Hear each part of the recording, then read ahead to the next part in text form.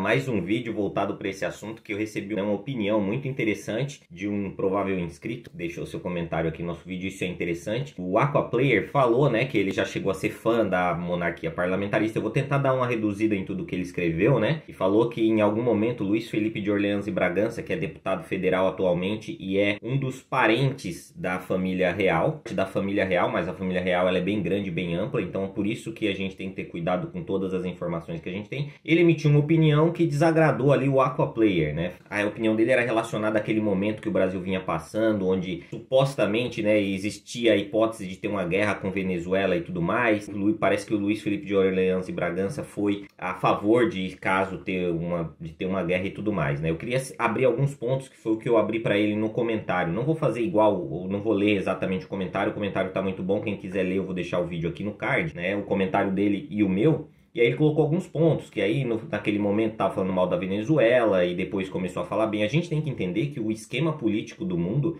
ele é bem complexo. As coisas, né, mudam, a geopolítica ela acaba mudando, faz existirem acordos e desacordos constantes, né? A gente pode ver que o Hitler tinha o Molotov-Ribbentrop, o acordo com a Rússia, para invadir a Polônia e dividir a Polônia em dois, e foi justamente o que aconteceu e que deu início à Segunda Guerra Mundial, né? Outra coisa, o Holocausto todo ele ocorreu por quê? Porque Hitler aprendeu como fazer os campos de concentração com os gulags e tudo mais. Então, o que eles fizeram no final da guerra?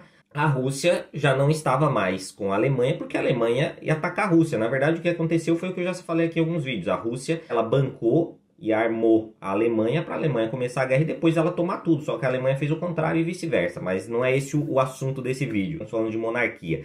Mas aí o que acontece? Uma coisa que a gente tem que ter cuidado, e que eu falei para ele no comentário, né, que eu respondi, ficou um super textão, é que, primeiro, a gente está lidando com uma hipótese. E a hipótese, ela deu aquela possibilidade de guerra. E por que existia essa possibilidade de guerra? Com base em falas do governo venezuelano, que a gente sabe que ele é truculento, que ele é totalitário, que, né, e eles falam esse tipo de coisa mesmo. Mas o que a gente tem que levar em conta é que aquilo era real. Na hipótese, se tivesse uma guerra, entraria ou não entraria? O Brasil normalmente é um país pacífico. A gente só entra em guerra se tiver algo muito grave acontecendo, ou para se proteger, ou por algum acordo político com um país que esteja em guerra, ou até ameaça. Porque na época que o Brasil entrou na Segunda Guerra Mundial lá, o Brasil apoiava e era importador, acho que de açúcar e de café para a Alemanha. Só que aí chegou os Estados Unidos e falou, e aí, mano, você tá de qual lado? A Itália, por exemplo, ela tava do lado da Alemanha. E no final, bem no final, depois de quase quando tudo acabando, eles deram ali um vira-casaca em alguns casos. Existem várias histórias que o exército estava lutando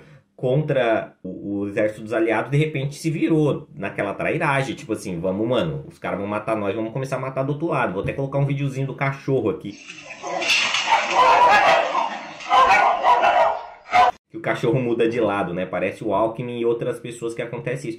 Mas é isso que é complexo na geopolítica no mundo, né? Depende da conjuntura de cada fato e de tudo que acontece. A gente viu ali, por exemplo, na época do Trump, né? Todo mundo falando, vai ter Segunda Guerra Mundial, ele naqueles papos lá com a Coreia, tudo aquilo, no final ele foi lá e deu um shake hands no cara, mano. Ou seja, para acontecer uma guerra, existem muitos fatores que implicam nisso. Ou você precisa ter um louco do outro lado que quer ser dominante, por exemplo, agora na da Ucrânia. Ou outro que também é um pouco louco, aquele cara da Ucrânia, que quer que o mundo entre. Tipo assim, ó, arrumei uma treta aqui, agora eu vou me aliar com vocês pra vocês entrar aqui, a gente faz uma guerra mundial e vocês me defendem. Pô, aí você tá brincando, né, meu amigo? Se a gente fosse aliados e depois acontecesse, né, por isso que ele não entrou na OTAN. Mas vamos voltar aqui pro assunto. Tem tudo isso, a gente também não pode julgar só por uma opinião. Como eu já falei, eu sou um entusiasta da monarquia, mas acho, primeiro, que monarquia no Brasil não aconteceria, porque não seria a mesmo tipo de monarquia, porque, outro ponto, o Brasil, com esse congresso, com esse parlamento, não tem rei que dê jeito, mano, nem se pá, só Deus descendo pra dar um jeito, porque Deus tem poder sobre todas as pessoas.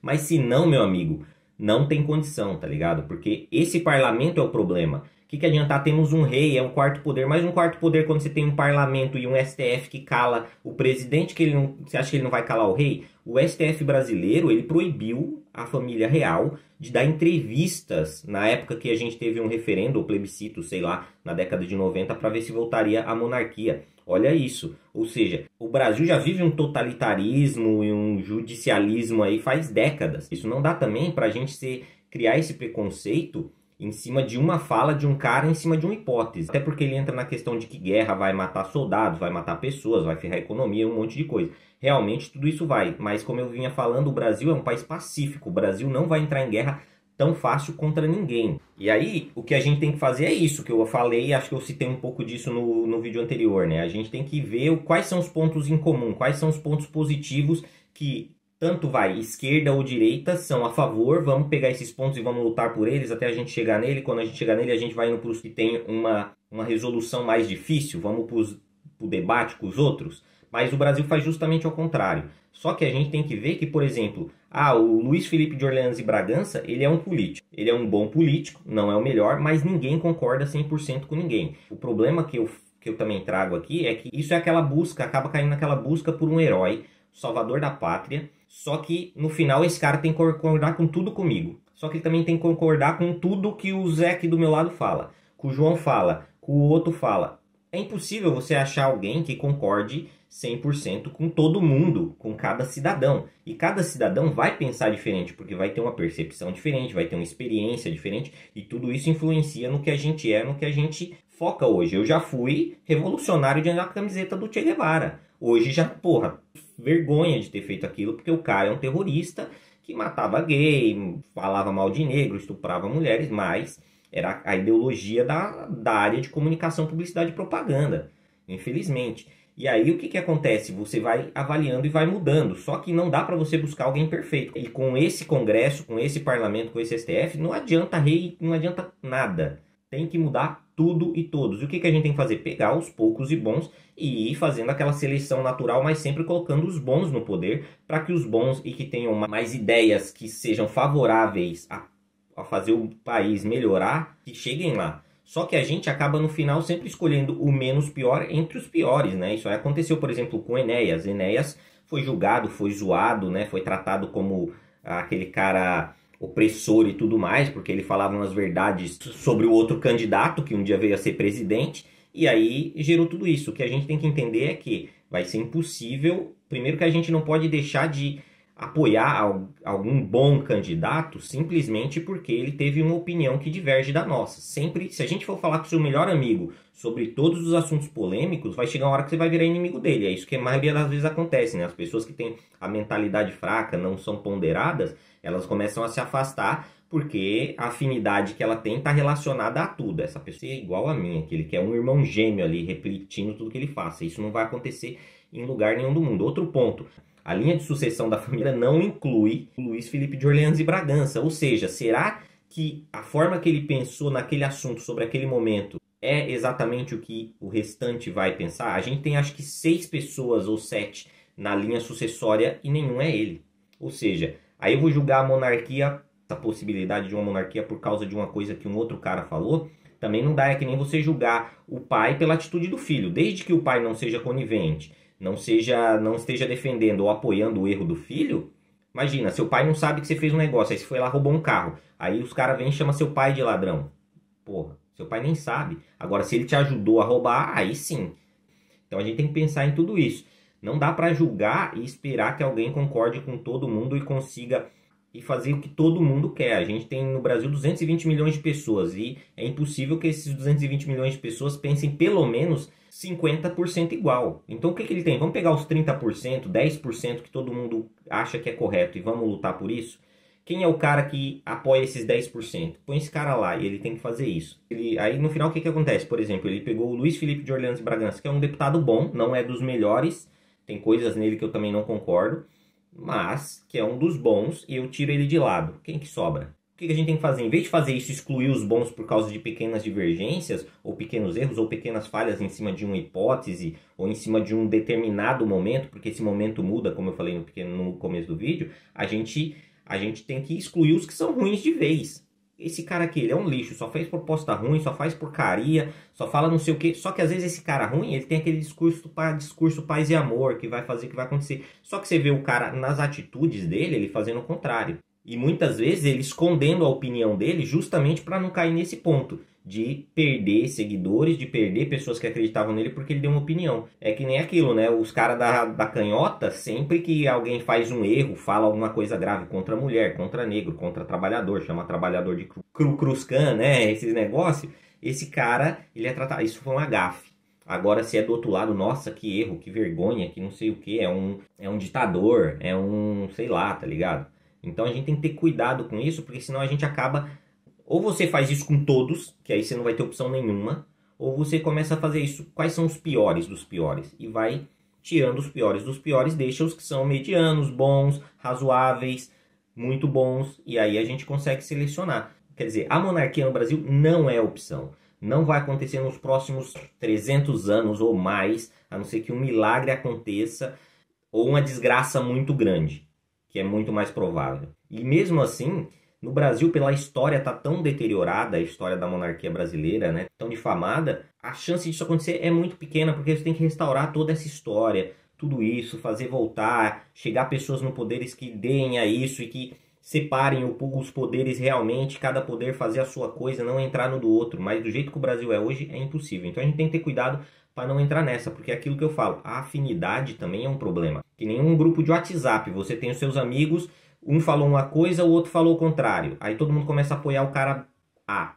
Aí o cara B começa a ser jogado de lado. Mas por quê? Porque eles têm mais afinidade com o cara A. Então não dá para eu ir também só pela afinidade. Eu tenho afinidade com esse cara, eu vou aceitar tudo. Ninguém vai aceitar tudo. Ninguém concorda, por exemplo, com o FHC. FHC sempre correu junto com o Lula, mas ele era uma opção melhor naquele momento. Então a gente tem que ser escolhendo os melhores e fazendo os melhores chegarem onde a gente quer para fazer o que a gente quer. Mas para isso o povo tem que exercer a sua função. E o povo não exerce. A função do povo é votou, o cara chegou lá e ele faz o que ele quiser. Não existe a cobrança.